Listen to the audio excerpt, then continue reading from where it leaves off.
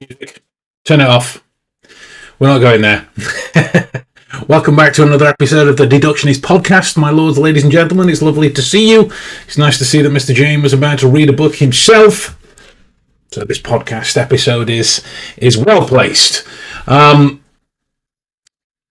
know the world is going mental at the minute, but we are doing our best here to try and be a port in the storm of kind of normalcy, of as focused on the things that we can do as is possible.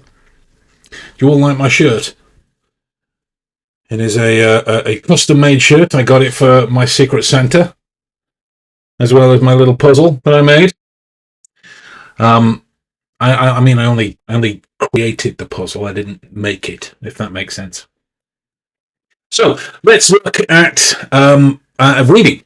Right, it's no secret that I love to read, and so let's talk about a few ideas as to how we can take the practice of reading into practice of these kinds of Sherlockian skills that we are working on. Right?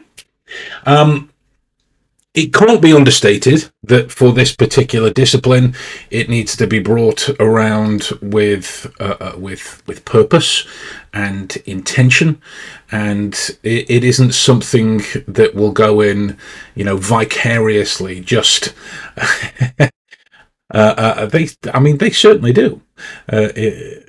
But these aren't things that will go in just because you've read the book. There is a specific difference in what we look at for how we will utilize these things versus just understanding the material or getting to grips with the story, if it is that you're choosing to read a piece of fiction as well. Because with it being a book can be fiction, non-fiction, whatever you want. It is how we craft our mindset around the material that makes it work for us. Now, reading can train observation when you force specificity. Big, heavy word in that sentence. Can. It can train observation. Think of the concept of you see but you do not observe from A Scandal in Bohemia. Modern life, as it's moving forward at the minute, it rewards scanning. Right? Your brain then adapts to scanning by becoming good at, getting the gist of things, and then bad at the detail, the nitty-gritty. Shows up everywhere else. Like with missed cues in people, sloppy recall in investigations, shallow comprehension in conversations.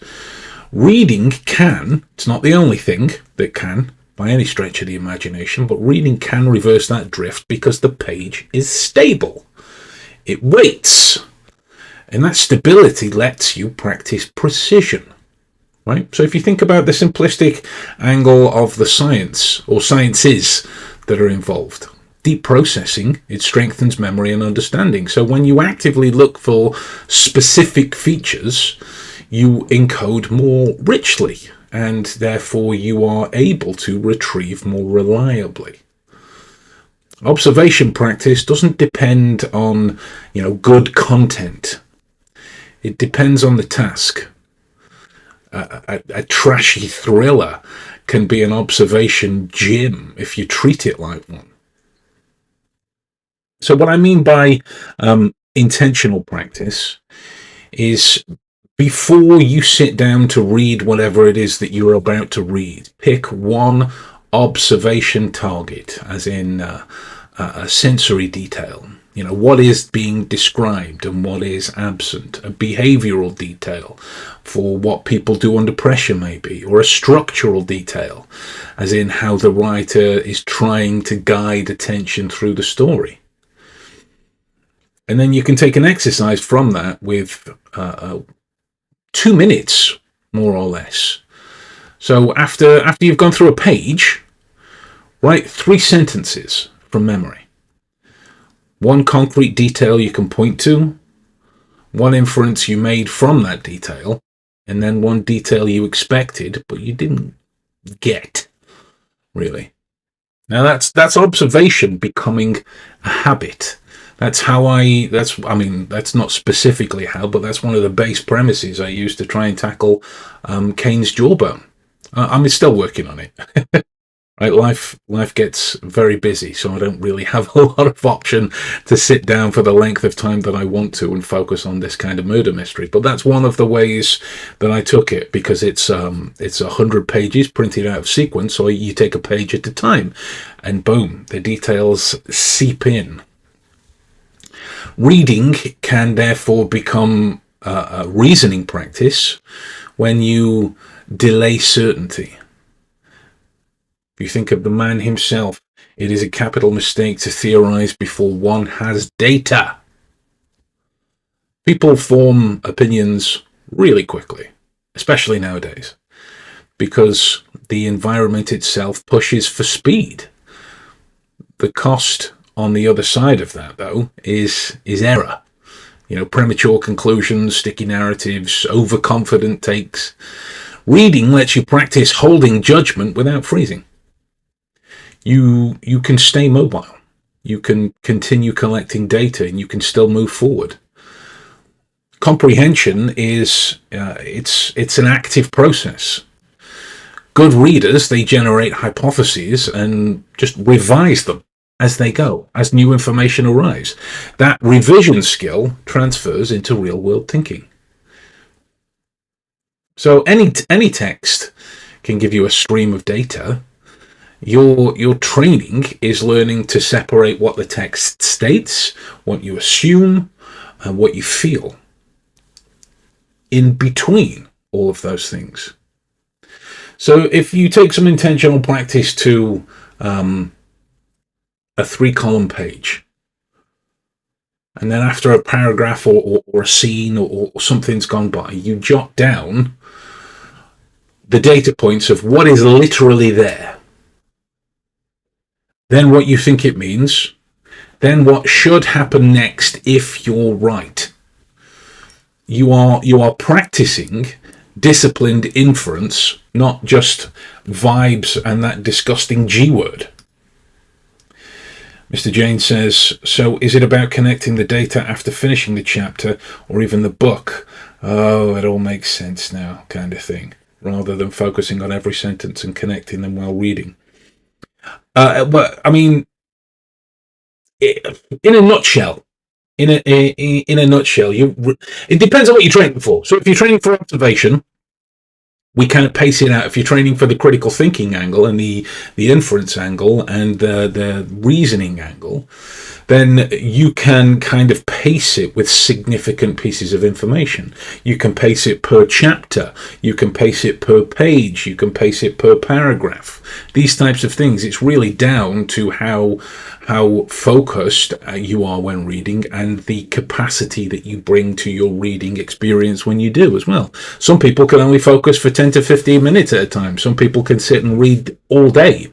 It's not a yay for them or doesn't it suck for them. That's just how they are at the minute. Their capacity changes through how much they read. These are just specific exercises that you tailor-make to suit the capacity of your own experience. Right? On the next side to that, reading can train pattern recognition when you specifically look for recurrences.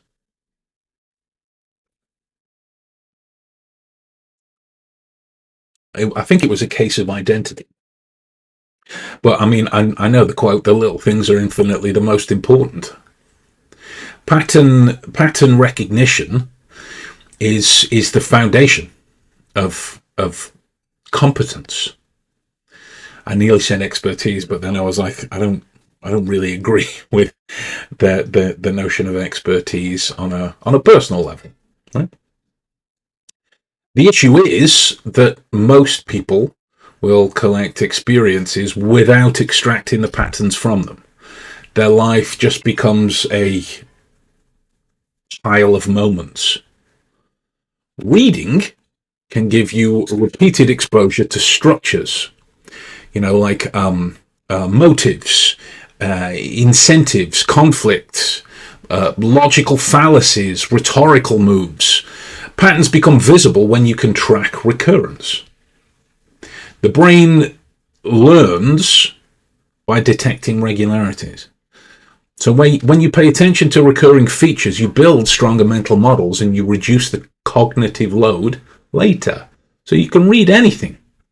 Patterns exist in fiction just as much as non-fiction. So with fiction, it might be motifs, relationship loops, deception cues, conflict escalation. With non-fiction, it might be argument templates, evidence types, persuasion techniques, right?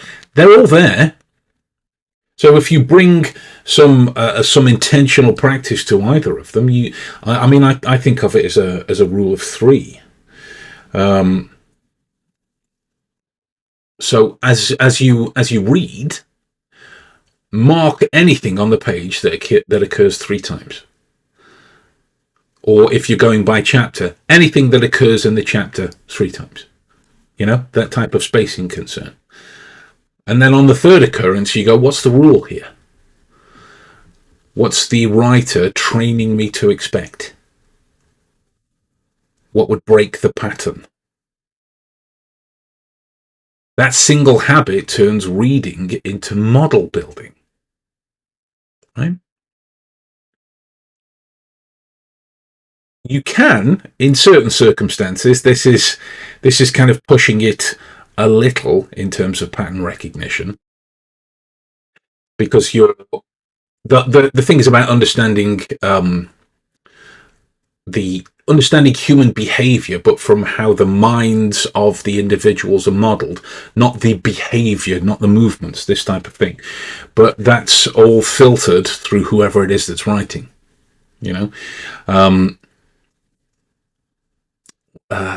Best quote to sum that up would be, I never guess. It is a shocking habit and destructive to the logical faculties.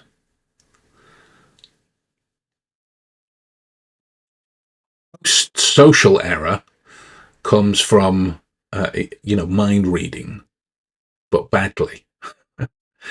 Someone projecting motives or attributing intent or assuming character traits from just one act. I'm looking at you, experts. Reading can give you a controlled laboratory to practice the theory of mind. So as in what a person believes, what they want, what they fear, what they hide. Fiction can be a simulator that way. Oh, Mr. Jane says, I think pattern recognition would also be useful for understanding the author's template for chapters, which would lead us to comprehend faster. Never thought about it like that. Wow moment for me.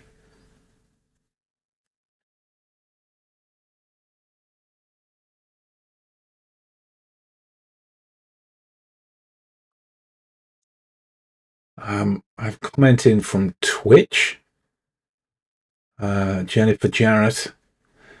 Sorry if I'm bugging you, but I whipped up some sick art for a stream. I want to peep it. I'm going to be honest with you, Jennifer. I'm not entirely sure what that means. I'm going to be straight with you. Are you asking me if I want to have a look at some art? Sure.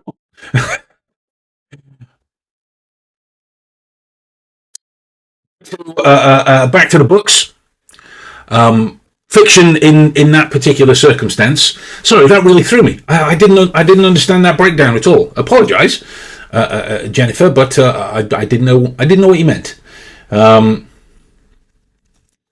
So non-fiction then is a case file. When you practice understanding perspectives, you strengthen your ability to represent other people's mental states, especially in complex situations.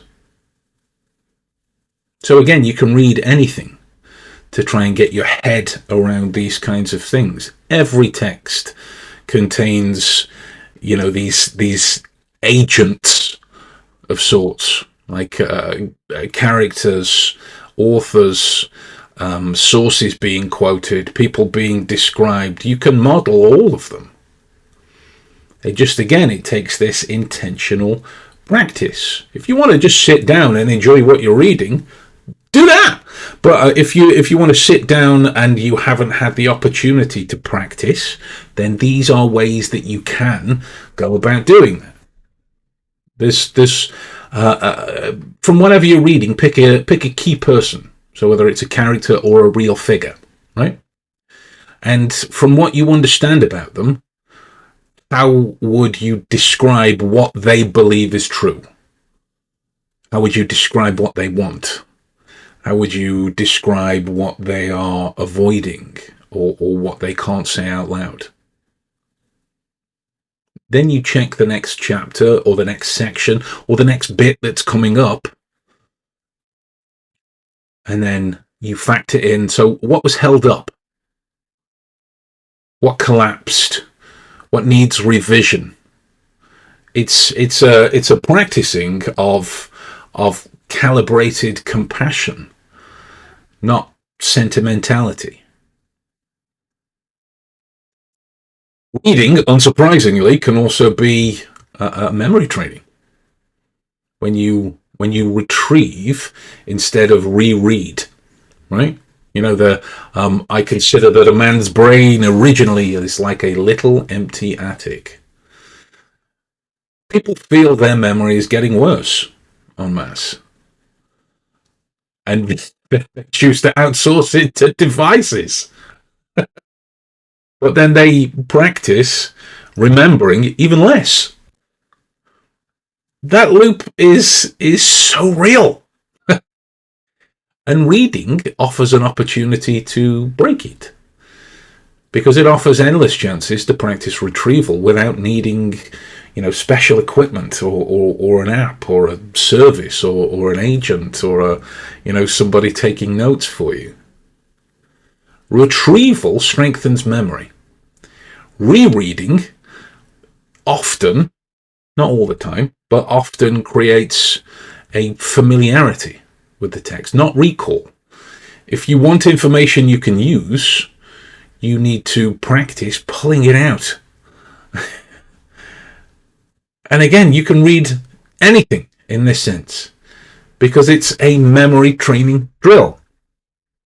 Right? Memory training works on plot just as much as it works on arguments, and definitions just as much as it works on lists. And usually in both fiction and non-fiction, there are cause and effect change.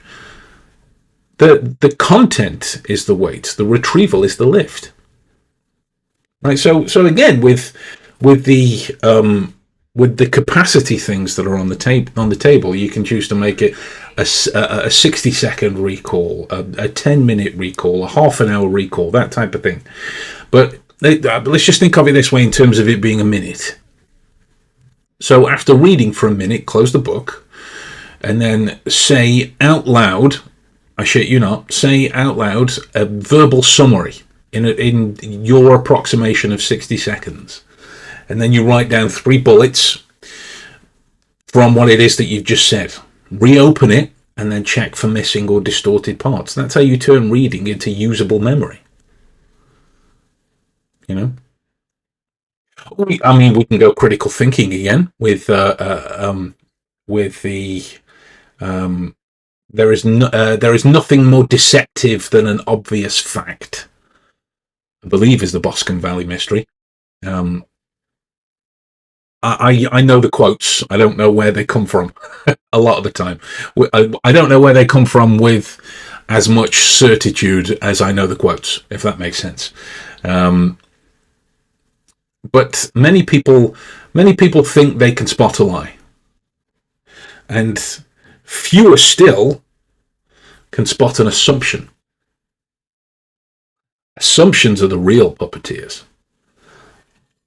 And then any Reacher fan will know, Reacher TV show will know that in an investigation, assumptions kill. Reading offers a slow motion view of how claims are built. that is a practice ground for one of my methods that I call the reasoning funnel. We've done a podcast on that previously. If you look at the science of just understanding, right? I'm thinking of it in basic terms. I don't really want to bore you with the whole study terminology of it all. Understanding improves when you actively connect claims to evidence and identify the gaps. The skill is not just being, skeptical. The skill is being structurally precise. Because every paragraph will tend to contain a claim of some sort, a reason, an implied therefore moment, a hidden premise. Those are just as true in romance novels as they are in research papers. So you can take intentional practice in the way of a premise extraction. Whatever you're reading, take one strong sentence and write, what must be true for this to be true? What would disprove it? What evidence would actually support it? These kinds of questions, what you're really training is like a reasoning integrity. You're not just training blind acceptance. So therefore, you can also, I keep saying the big heavy word can also, you can also use reading to train emotional regulation. So when you notice your reactions, they can be data. My mind rebels at stagnation. Give me problems, give me work, give me the most abstruse cryptogram, the most intricate analysis, and I am in my proper atmosphere. Then I can disperse the artificial stimulants. Most people think emotional regulation just means staying calm. That's a great question, Karate Elvis. We'll come back to that. That's a great question. We'll come back to that. We'll go through this bit, and then we'll come back to that question. That's a great question. Seemingly because I've said that's a great question like 63 times. The regulation of emotion is broader than simple calmness. It's noticing shifts early, it's understanding triggers, it's recovering quickly, it's choosing response. Reading reliably evokes emotion, right? That makes it, or rather that can make it, a practice arena where you can observe your own system if you choose to. Now I'm spending a lot of time focusing on the can, but I don't want to I don't want to create this false impression for you guys that reading will do all of this by simple virtue of reading. It is about bringing a specific intention to it when you're sitting down to read. Right? That's the key. So your emotions shape your attention and therefore your memory. If you can notice emotional influence while reading, you can notice it while deciding or interviewing or negotiating or profiling. So if a text bores you or irritates you or thrills you or makes you defensive, you have training material. The feeling is not a problem. It's a signal. So whenever you feel a spike, whatever it is, interest, annoyance, certainty, disgust, whatever it is, make a note of what did the text do right before the spike. What story did I attach to it immediately, whether it's a memory or a projection of the things that are to come? What did I want to do next as a result? Did I want to just scroll my time away, argue with somebody, quit, agree, whatever it is? We are practicing self-observation under stimulus, right? So can reading silently still help with your speaking skills? There is a trade-off in that situation, right? Because there is a lot of dependency of what it is that you hear in your head as you're reading. And in a nutshell, reading and speaking, two very different psychological and neurological processes. When you look at some of the, like if you've ever watched The King's Speech, for example, there's a great illustration of a classic experiment in there when Colin Firth's character goes to see Geoffrey Rush's character, and Colin Firth has this terrible stammer, as one of our kings had. And so Geoffrey Rush's character puts him some very loud music on and tasks him to read a book. And he reads it perfect. So there's connection between the inner monologue and the spoken sense of it, right? So in terms of where its benefits lie is the controlled proceedings of what you're doing through each moment. You can take a lot from the emotional regulation side of things to have reading help your speaking skills, in that what you're reading, do you notice any shifts in how you think about the material as you're going through it? You know, does your mind wander off? Do you suffer from the spotlight effect of people thinking that they're all of you thinking that people are looking at you while you're reading? You know, these types of things. It is about control over the inner as it connects to the outer. Bear in mind, I'm not a speech therapist. This is just as how I understand the things that I've read about. Unaccidental. So there'd be much more learned people than I to talk about these specific differences. What I would say with using reading to help you practice your speaking skills is making sure that you intentionally take the opportunity to say out loud these things that you're reading. Right? If you feel more comfortable doing that in the privacy of your own space, then that's where it starts. But if it is that you get to, let me grab this, and there we go, chapter 34 I've just opened on. And I've read this before. I'm going to do a review on Vitamin X by Anthony Mativier. Very good book.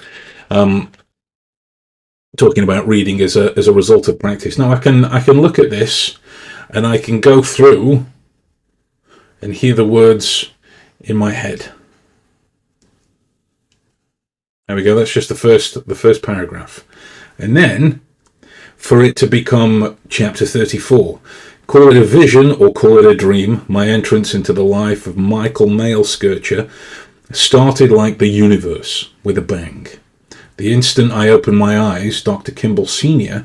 smashed his chair against a large glass window overlooking Deep Cove. Now that didn't sound the same as I heard it in my head. So there's different processes. So you can get to a normalcy, a comfort with differing words and descriptions and content and ideas being thrown at you. But the intentional practice on the backside of that should be saying these things out loud. All right. Really make a concerted and conscious effort to take a journey between those differences. Okay. And the last point I want to make about reading is reading as a way of training your attention, rather your attention endurance. You know, Sherlock's was I cannot live without brain work. Attention is almost treated nowadays like a public utility. Notifications, feeds, pings, tabs, they all treat your focus like an open buffet. Sustained reading is one of the cleanest ways to rebuild attentional stamina because it forces continuity. And again, right, just this has just popped into my head as I was saying it. If I sound differently speaking about this, it's because I've written notes on these things. when I got to Karate Elvis's question, I'm having to process the information that I'm aware of and speak it out differently, so I sound differently. That's the different practiced elements between speaking about the things that I've read. I remember a strange at a thrift, and when I was looking through at the books, he mentioned he hasn't owned a TV in 10 years and replaced it with books. I admired that man. I mean, that sounds glorious. That does sound glorious. And if my comfort watches weren't continuously going through, Sherlock Holmes or Psych episodes, I would happily do the same. Happily. Anyway, if you constantly interrupt yourself, your brain learns that interruption is a normal rhythm. So attention endurance is content agnostic. A simple book can still train long focus if you remove escape routes. So again, bring some intention to it. When you're sitting down to read, 20 minutes, take your phone out of the room, or one text only, no highlights until the end. And then at the end, you take stock of how many urges you had to stop, what triggered them, what helped you continue. That is attention becoming trained and not hoped for. Right? So, if you have enjoyed this episode, do please let me know in the comments section below.